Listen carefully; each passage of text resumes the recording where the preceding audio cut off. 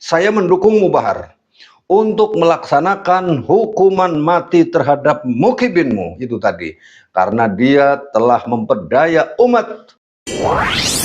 TV Al-Waha Hot Inspiration. Assalamualaikum warahmatullahi wabarakatuh. Sedulur TV Al-Waha dimanapun Anda berada, dari kawasan Sejuk Buniwah Kerajaan, Kecamatan Bojong, Kabupaten Tegal, Jawa Tengah, inilah channel TV Al-Waha Hot Inspiration. Masih tetap bersama saya Bahril Ulum dalam segmen acara Sorotan Bahril, menyorot dengan hati, membahas dengan teliti.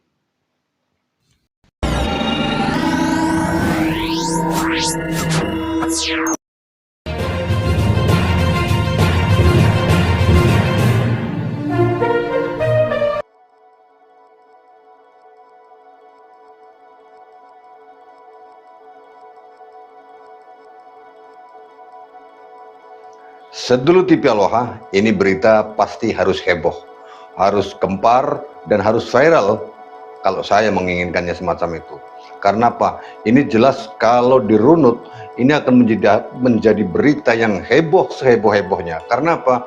Ini terkait dengan seorang Habib yang kalau ceramah itu wah. Apa yang menjadikan berita ini harus heboh, sedulur TV Al-Waha? Kita lihat terlebih dahulu statement si Habib ini tentang korupsi. Saudara-saudara, saya dari dulu setelah ceramah masalah korupsi, kalau masalah korupsi ya Imam, tidak ada tawar-menawar. Bagi saya, siapapun yang korupsi, maka hukuman yang paling pantas adalah hukuman mati, saudara-saudara. hukuman mati. Banyak Saudara. sekarang ini pejabat-pejabat, anggota partai, elit-elit partai, sombong dengan partainya. Yang jenderal-jenderal punya pangkat jabatan, sombong dengan pangkat jabatannya, seakan-akan Indonesia negara milik mereka. Hei, saya sampaikan, Indonesia bukan milik partai politik manapun, bukan milik jenderal manapun. Indonesia bukan milik PDI, bukan milik Gerindra, betul? Bukan milik Golkar, betul? Bukan milik PKS, betul? Bukan milik PKB, betul? Bukan milik P3, betul? Apalagi kalau saya gak sebut partainya, disangkanya saya orang partai itu lagi. Apalagi?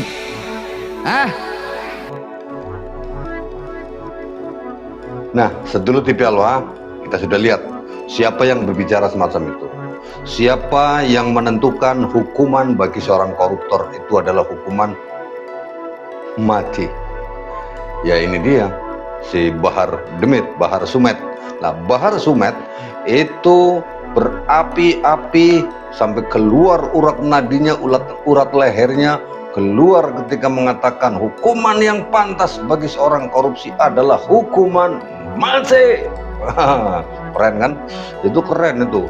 Sehingga akhirnya kalau ngomong kayak begitu, saya saja kalau berpidato di depan umum dengan cara semacam itu, wah itu yang mendengar senang itu. Oh mati, senang itu, dianggapnya saya hebat sekali bisa melawan pemerintah, bisa menyuarakan keberanian dengan tegas dan suara lantang kayak model Bahar Sumet itu tadi.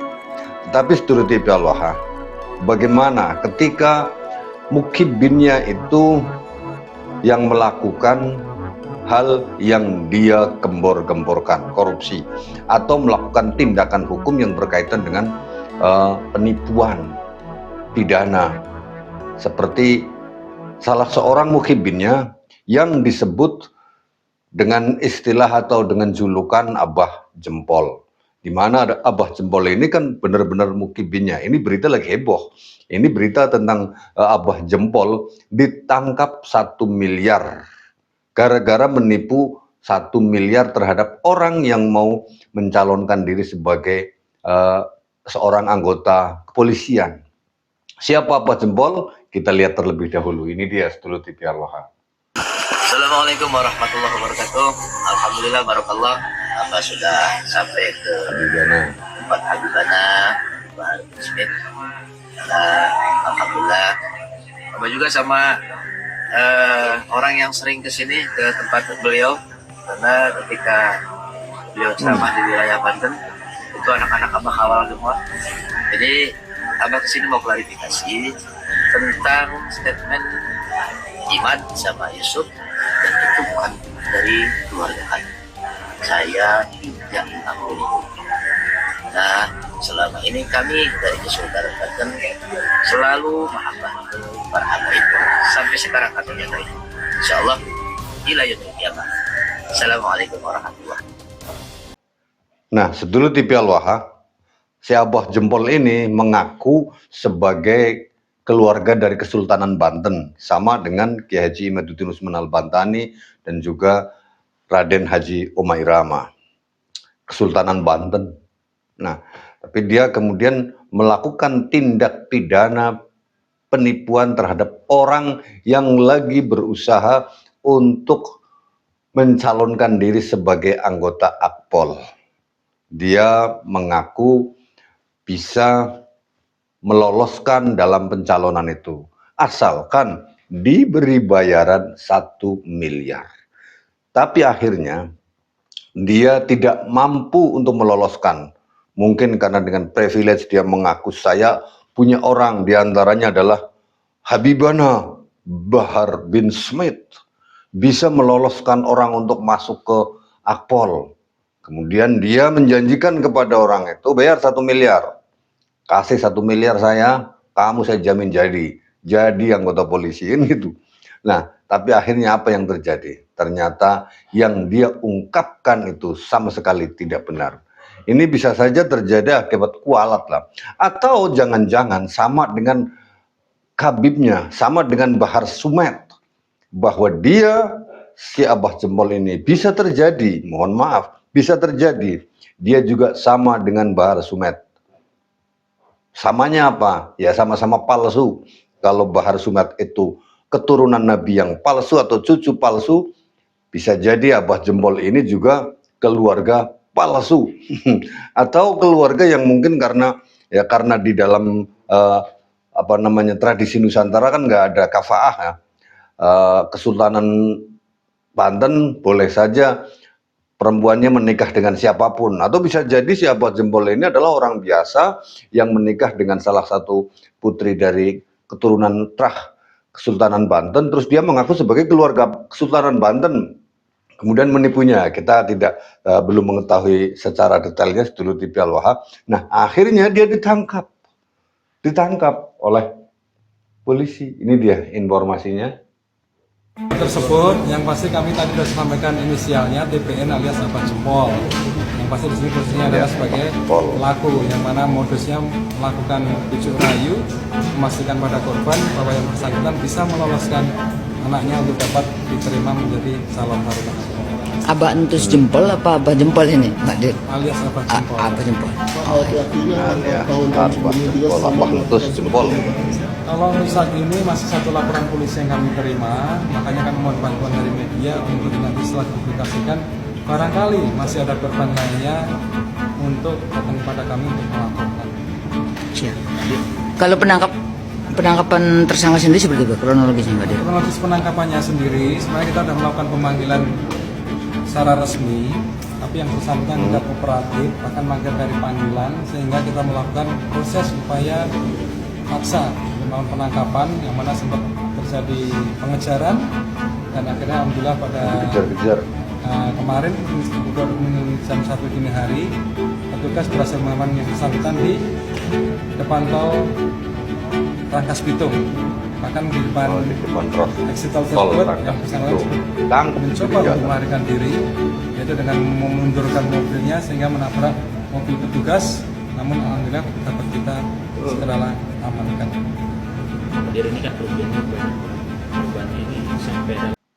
Nah, itu dia sedulur TV Al-Waha.